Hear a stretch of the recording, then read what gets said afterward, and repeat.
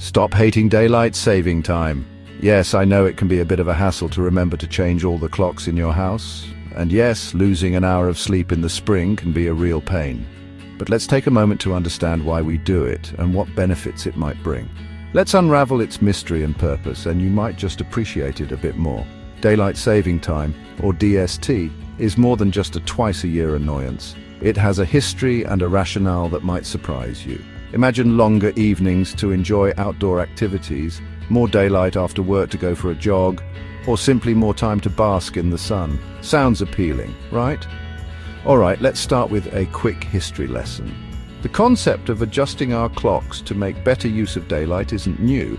Daylight saving time, or DST, was first proposed by Benjamin Franklin in 1784. Yes, the same Benjamin Franklin who was one of the founding fathers of the United States. Yep, the same guy who flew a kite with a key.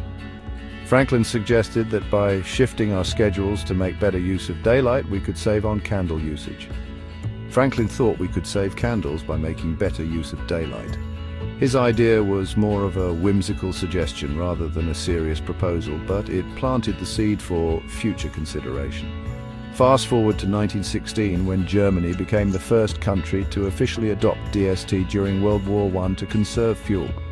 The idea was to make better use of daylight hours and reduce the need for artificial lighting, thus saving energy.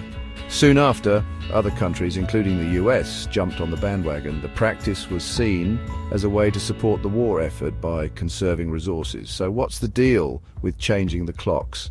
Why do we still do it today? The idea is to make better use of daylight during the longer days of spring and summer.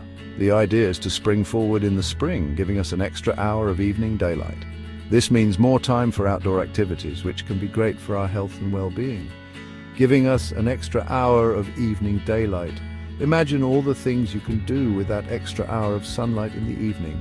Barbecues, sports, or just a relaxing walk in the park. Then, in the fall, we fall back to standard time, supposedly making mornings a little brighter.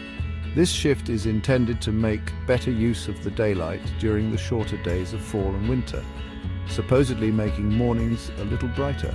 The idea is that by having more daylight in the morning, we can start our days with natural light, which can be beneficial for our mood and productivity. But does it really work? Well, opinion is divided.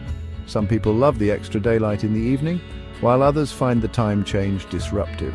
Some studies show it helps save energy and reduces accidents by giving us more daylight.